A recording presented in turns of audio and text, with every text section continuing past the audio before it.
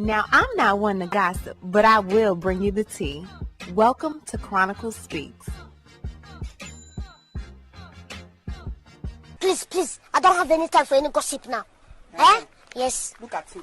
Now, the saying goes, nobody wins when the family feuds, and unfortunately, the family of Stephen Twitch Boss is going through it. Now, as you all know, Twitch passed away in December of 2022 from allegedly unaliving himself. However, his death never really sat right with his fans or his family. Now, his family is concerned because his widow, Allison Holker, has gone on a media blitz promoting her book, which claims that Twitch battled drug abuse, including drugs like mushrooms, pills, and other substances which were left in his shoe boxes. Now, she is also revealing journal entries of his that she knew nothing about until after his passing, accusing a male family member of his of SAing him when he was younger.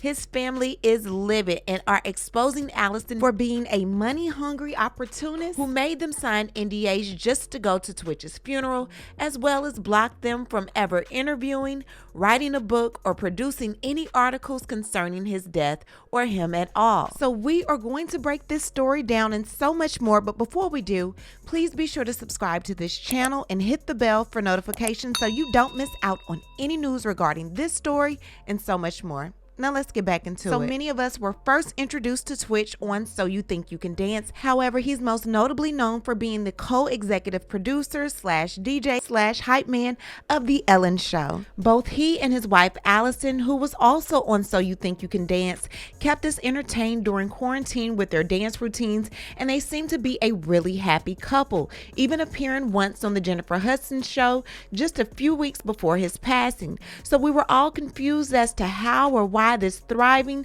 talented young father and husband could possibly unalive himself. He was wrestling with a lot inside himself, and he was trying to self-medicate and cope with all those feelings because he didn't want to put it on anyone. Because he loved everyone so much. He didn't want other people to take on his pain. I realized Stephen had addiction problems.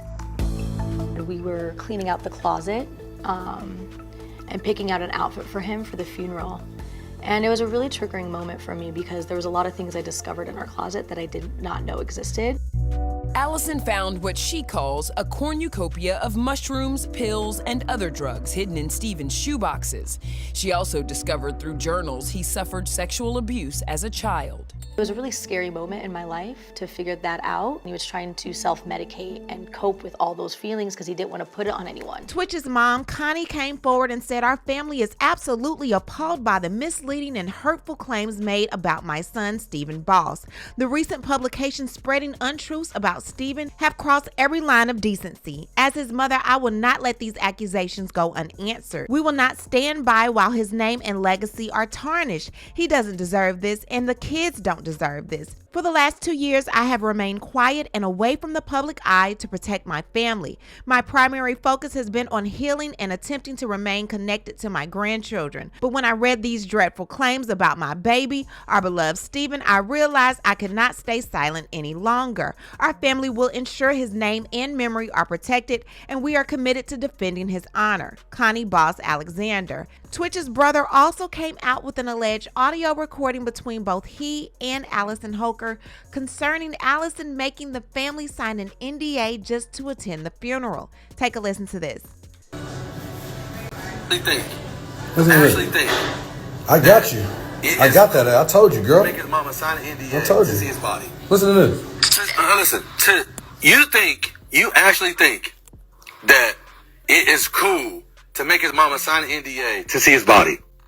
Yeah, I do. Oh my God. I would do it again. I would do it again every single day for the rest of my life if I needed to. To see his I would body? do it again and again and again. Why would she need to sign an NDA to see his body? He's great. But also, I don't understand how y'all don't understand that Stevens even asked her to do it. He didn't ask her to sign. I would do it again.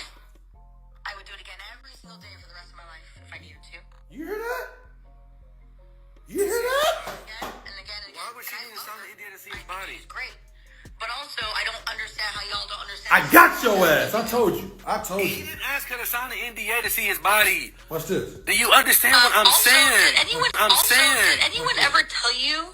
Watch this. In a party, an NDA for a party, NDAs for a party. And asking his mother to send it? No. It's not the same thing. I have had the NDA to go to the funeral. That's what I'm saying. Yeah, but I just said Stevens asked her, have to sign an NDA. No. Did you know this? That's different than signing an And NDA. No. That came from Steven. I'm asking you would never post a picture of Steven in the thing, right? Picture Steven in the casket, right? Yeah. But I'm also in the industry, and I know that. And also, I don't know all the people that were in that wake. By the way, because you're asking this question trying to set me up. I didn't know the people that were invited to that wake. No, I'm not trying to set you up. I'm asking you would never post a picture of Steven in the thing, right? So if you say you wouldn't, why would you think that Connie would do that? That's what I'm asking you. I was also going off of Now, Steven's longtime friend Courtney Ann Platt said this: I was there the moment you both connected. I was there the day you got engaged. I stood by your side on your wedding day. I was in your home the day he died. I was by your side because your husband was my family. It didn't matter how often we spoke, how often we saw each other. We were both bonded forever. This is by far the most tackiest, classless, opportunistic act I have ever seen in my entire life. We all had to sign some weird NDA to attend his funeral, even his own mother, who you've treated like garbage this entire time. And let's just remember, you wouldn't have even had a husband if it wasn't for her. Not to share anything or ruin his name as if that was on anyone's mind in the first place. And here you go and write a book with all of the dirty laundry, smearing his name and attempting to dim the bright, loyal, loving light that was your husband, my friend. Whether any of it is true or not is actually beside the point. This is how you protect the boss name you so quickly dropped on your social media platform 48 hours after he passed. His legacy. This is how you protect his children from any further humiliation, hurt, and despair. This is what you want them to remember about him. You have moved on. You're living your life. You're on every carpet you can get on, every celebrity row you can sit in, every magazine you can be in, and you needed to do this. Get a journal, a therapist, a friend, but publishing a book, shamelessly sharing the pages of your husband's journal. People magazine, what a joke. Yes, he took his own life, which is a fact all of us still can't fathom, and he was clearly having mental health issues, hurting so deeply, and this is your example of empathy, of your love. This smear campaign for a buck is absolutely not what he would have wanted. No matter how bad he was hurting, not for a second. You're a living, breathing bulldozer. Stick to your own demons. Shame on you, Allison. Shame on your money-hungry team.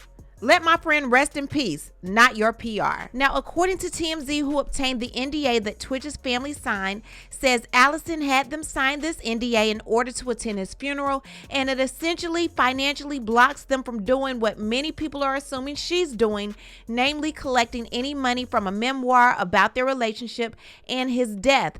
Under the NDA, Twitch's family and others who signed it agreed to hand over any proceeds from interviews, books, articles, or programs about him straight to Allison's pockets, which is a pretty strong deterrent. So amidst all of the backlash, Allison had this to say: to fans of Steven and our family and friends, I want to be clear that my only intention in writing this book is to share my own story as well as part of my life with Steven to help other people. Just like you, I never really knew what happened, and even as I am trying to put the pieces together, I will never really know. If you decide to read the book, hopefully you'll see my intentions is to celebrate the love and life I share with Steven and our 3 beautiful children, and also the more complex aspects of both of our lives. I hope that by sharing our full story, maybe I can help someone else who might see themselves or a loved one in Steven. In sharing, I hope that maybe they can catch some of these red flags that I missed before it's too late. Over the course of the last 2 years, I've spoken in detail with NAMI as well as Solomon Family and the Defensive Line Foundation to better educate myself on mental health issues so that I can share warning signs with others. All of the proceeds from this book are going to fund the mental health focused foundation I started in Steven's honor. Move with kindness. My hope is that we don't lose another husband, brother, father, or friend to unaliving. I believe that if Steven were able to choose, he would choose to have his story told if it meant saving even one life. Much love to all those who have supported our family these many years. Now, is it just me, or does it seem like if Steven really wanted this story out there to save one life, he would have told the lady of his life his own story? The fact that she didn't know, the lady he laid with every night, the lady he chose to have children with, the lady he chose to be married to, if she didn't know it, why Why the hell would we need to know it? According to his family, he was not on drugs. He smoked weed here and there, but he was not on any type of hard drugs. They don't believe he had any pill problem, mushroom problems, or anything like that. His family is livid that she goes to these types of lengths to make sure that his story is told, says that this is going towards charity, his foundation. However, if they make any money off of his story, the money goes to you. Girl, bye. Tell me what you think about everything going on with Miss Allison Holker. Do you think anything is suspicious about his death? Leave a comment, and you know how we do. We'll talk about it down below. Talk to you guys later. Bye. As always, thanks for watching. But before you go, don't forget to hit the subscribe button, hit the like button, and hit the bell so you don't miss out on any of my new episodes.